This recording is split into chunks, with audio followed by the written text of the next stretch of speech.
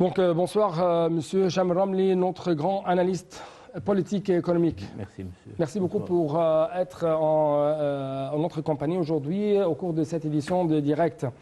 Est-ce que nous pouvons dire que la révolution de 2013 représente les actes avant les paroles, représente les actions avant les espoirs, c'est-à-dire auparavant, nous avons entendu beaucoup de paroles, mais moins d'actes. C'est tout à fait le contraire. Exactement. Est-ce que vous êtes d'accord avec moi ou non? Très d'accord. C'est ça la réalité.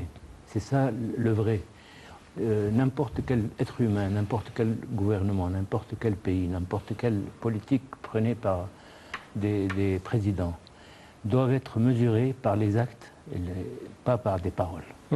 Et son Excellence, Monsieur le Président, depuis le début, il a dit que moi je suis un homme d'actes, pas un homme de parole. On est marre des paroles.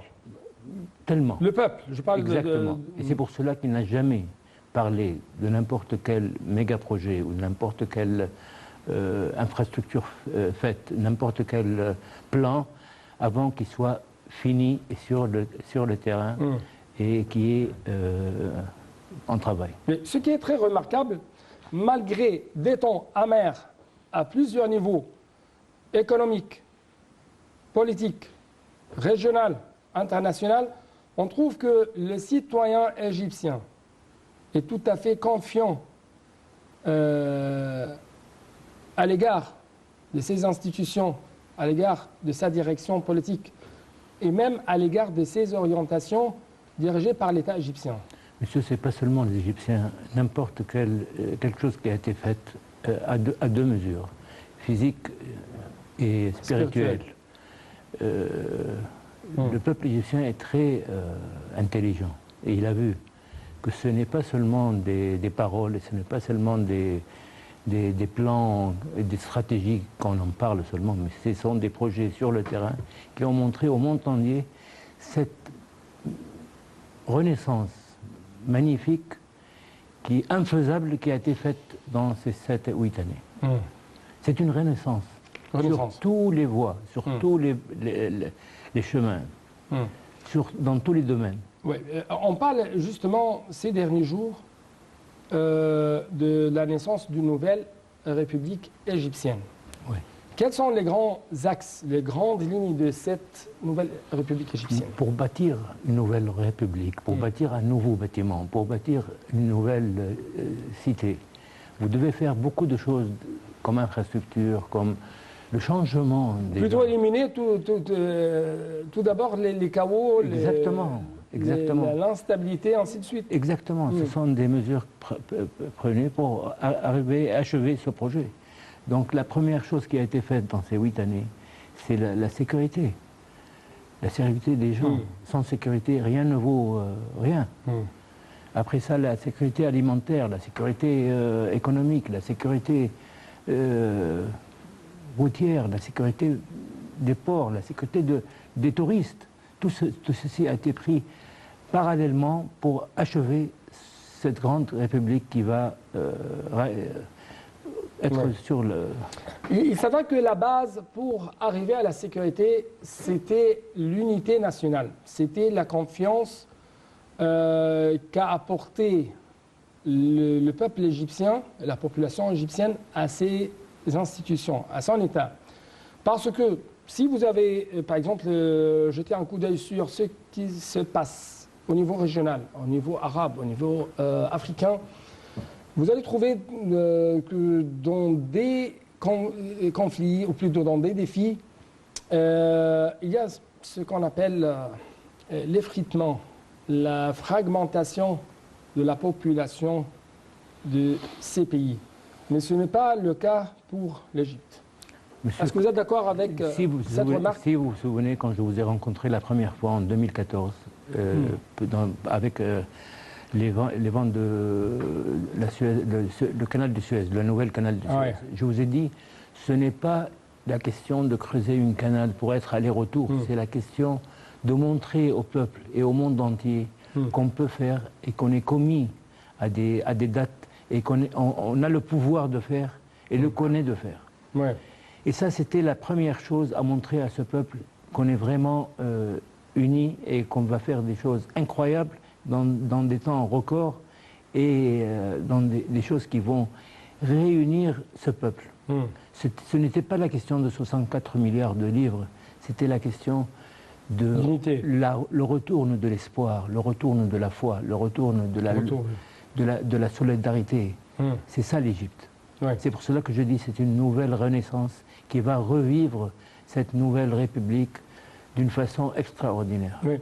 À quel point vous trouvez que cette révolution, la direction politique a changé un peu les priorités qui sont, si je peux dire, lancées par les autres révolutions?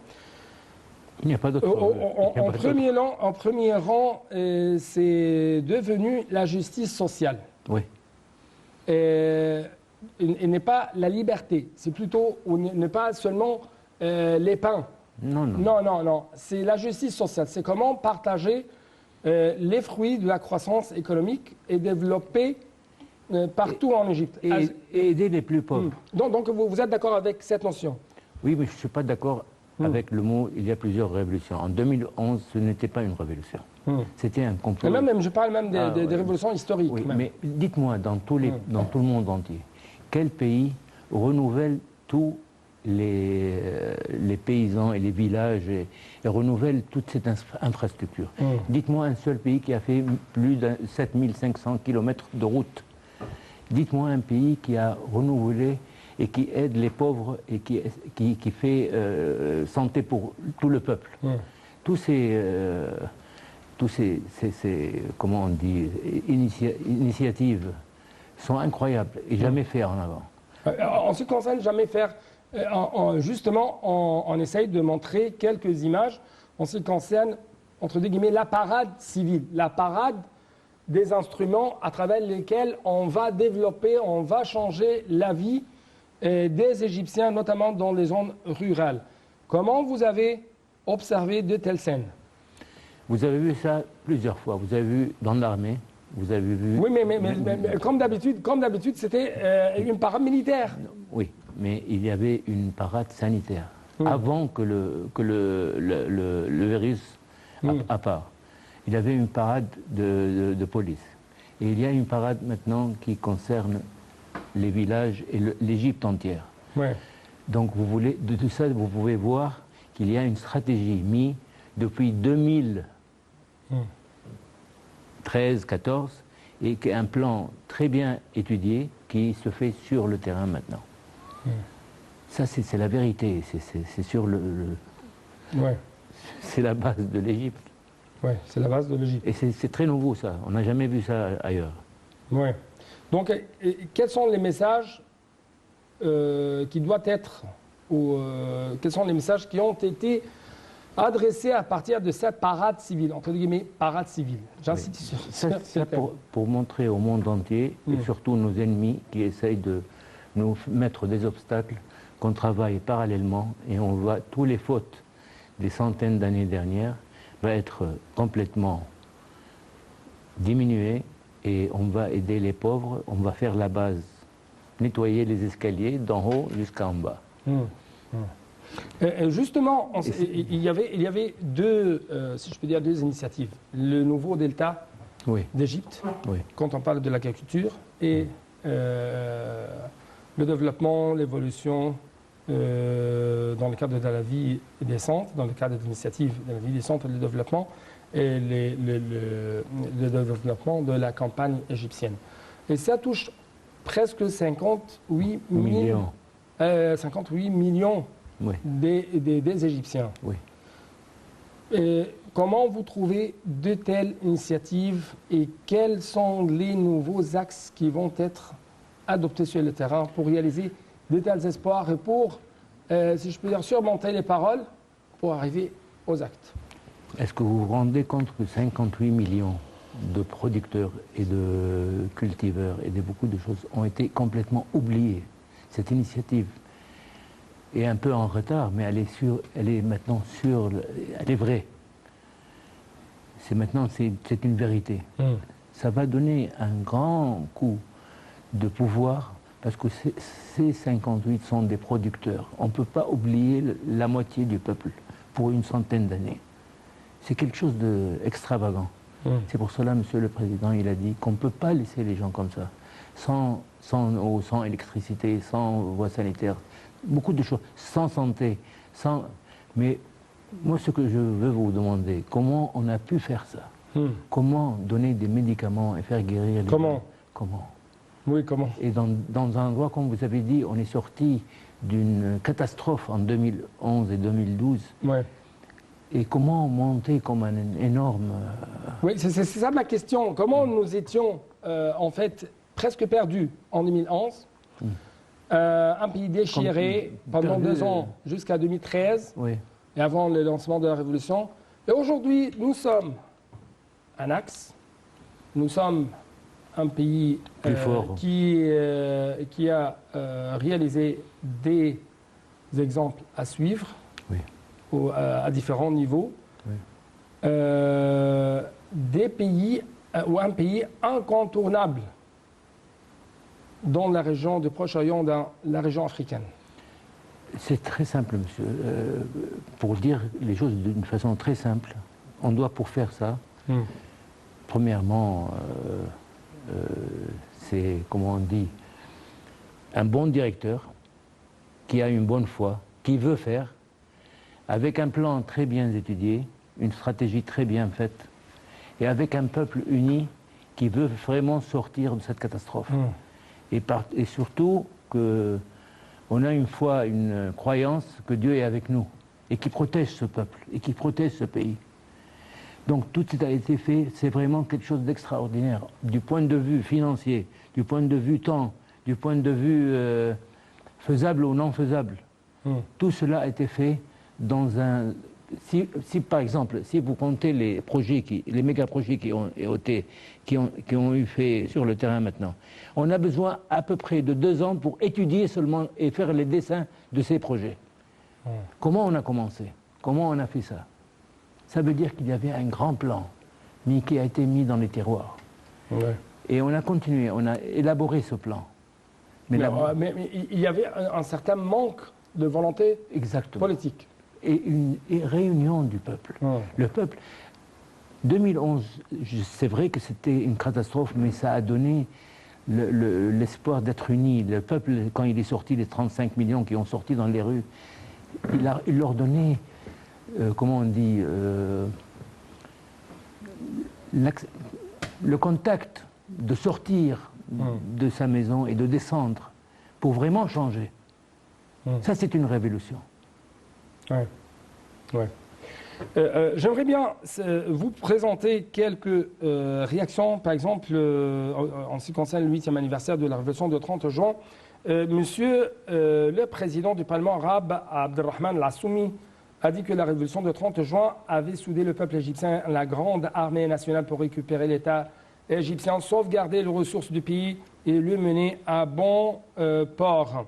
D'autre part, selon un communiqué de presse, Al-Assoumi a souligné que cette révolution avait prouvé la force de l'État égyptien et la capacité du peuple à surmonter tous les défis, de même qu'elle a entamé une nouvelle ère de développement global dans tous les domaines. À quel point vous trouvez que, à partir de telles déclarations, à partir de cette expérience qu'a passé le peuple égyptien, l'Égypte refuse toujours le fait accompli? Je ne vois pas ce que vous voulez dire exactement. Encore une fois, c'est-à-dire l'Égypte n'accepte pas des faits accomplis sur le terrain qui peuvent ou qui peut porter atteinte à ses intérêts, que ce soit à l'intérieur ou à l'extérieur. Exactement. Ce peuple est très intelligent. Dans 7000, 8000 années, il n'y a pas un seul coloniste ou un invadeur qui est venu ici, qui a pu vivre et changer le pays. Au contraire, tous les étrangers qui sont venus ici, après quelque temps, ils parlent un petit peu l'arabe égyptien. Ce peuple est très bon, est très passif. Mais quand quelque chose vient sur son compte, sur son réservoir de prospérité, son réservoir de comment on dit, de sa vie, de sa propriété. Il change complètement. C'est pour cela qu'en 2013, ils sont descendus. Je connais des gens qui ne parlent même pas de politique, qui n'ont pas un intérêt en politique. Mais quand ça arrive à son pays et à sa sécurité et à sa famille, il devient un lion. Et sa religion même. Et sa religion. Mais on n'a pas. Notre religion, c'est d'être égyptien. Nous sommes coptes, musulmans, égyptiens. Nous ne sommes pas ni arabes, ni. Nous sommes un pays très rare, qui a dans ses gènes des choses que vous n'allez pas trouver dans n'importe où. J'aimerais dire une chose. Les Égyptiens, en 2013, à partir de cette révolution, ont essayé de lutter contre les idéologies extrémistes, les idéologies takfiristes, les idéologies terroristes, ainsi de suite. Et à partir de ça, on trouve que cette expérience égyptienne est à exporter pour la stabilité des autres pays. Exactement, parce qu'on a montré au monde entier la vérité de ces frères musulmans qui ne sont ni frères ni musulmans, qui n'ont rien à voir à n'importe quelle religion.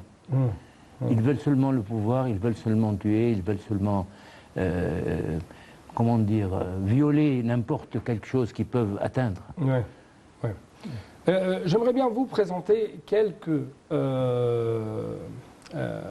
déclarations faites par le ministre égyptien des Finances, M. Mohamed Mouaït, toujours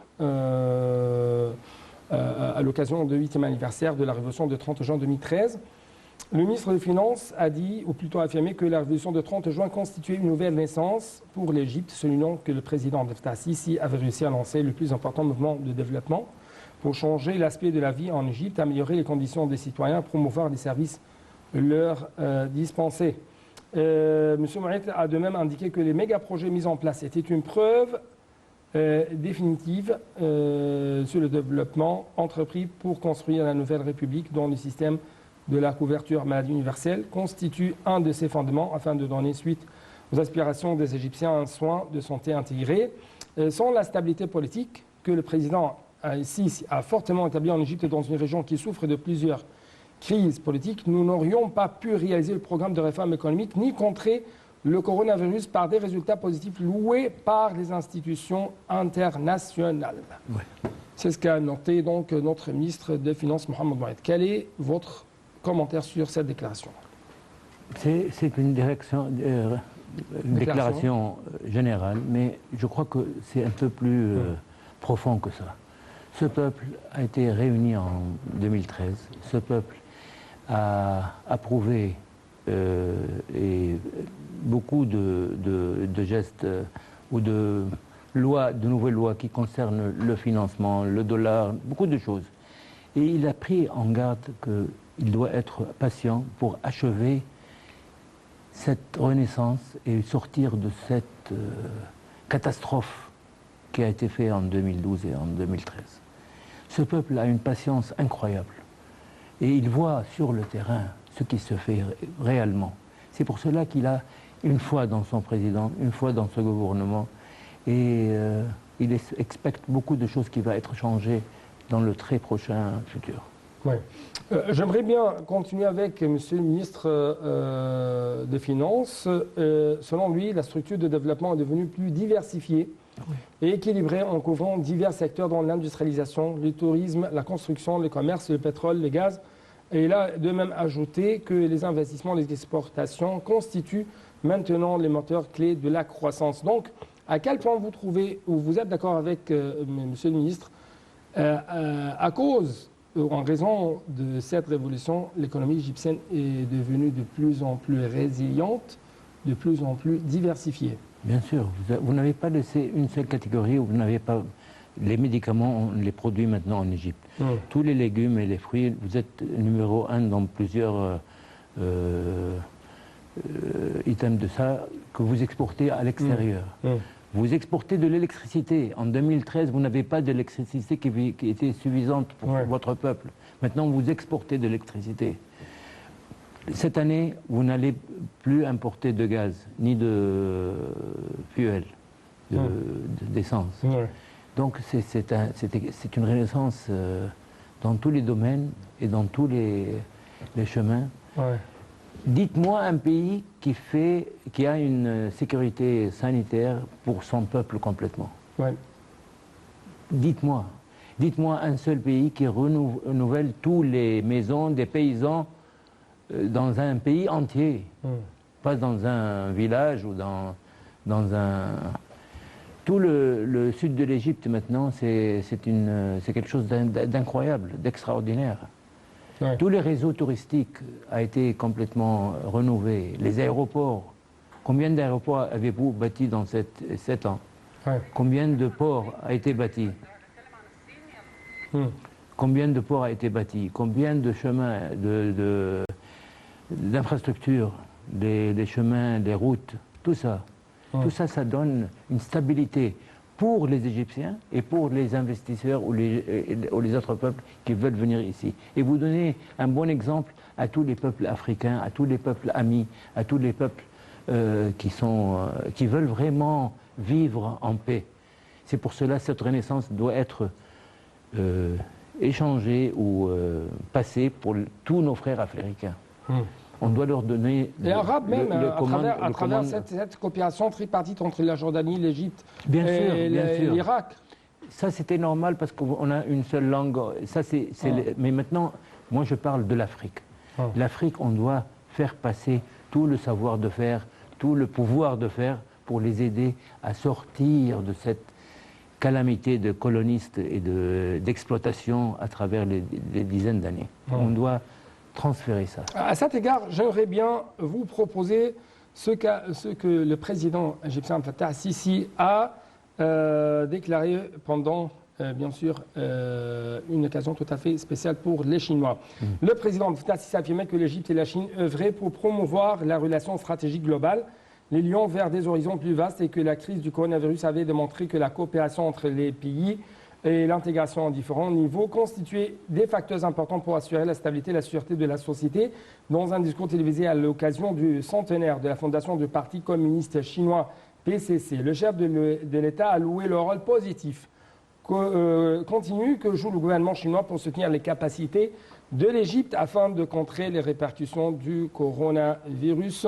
Il y avait bien sûr d'autres déclarations, mais j'aimerais bien concentrer... Moi, je vois ça une chose très unique. C'est le premier pays, le premier président, le premier gouvernement qui a de très bonnes relations avec les grands pôles du monde. Ça a été toujours des pays qui prennent la part des Américains, par exemple, ou les Russes. Mais maintenant, nous, on a des bonnes relations avec les Chinois, les Russes et même les Américains. Et même les Américains avec trois lignes rouges en un. Mais ma dernière question, à quel point vous trouvez que la révolution de 2013 a brisé le monopole de grandes puissances sur le Proche-Orient? Je crois qu'elle a enterré le monopole. Je dois vous remercier infiniment. Et bonne fête, bon anniversaire encore. Merci, monsieur. Merci à vous, beaucoup. monsieur. Merci, monsieur. Donc, c'était tout pour cette édition et à la prochaine. Au revoir.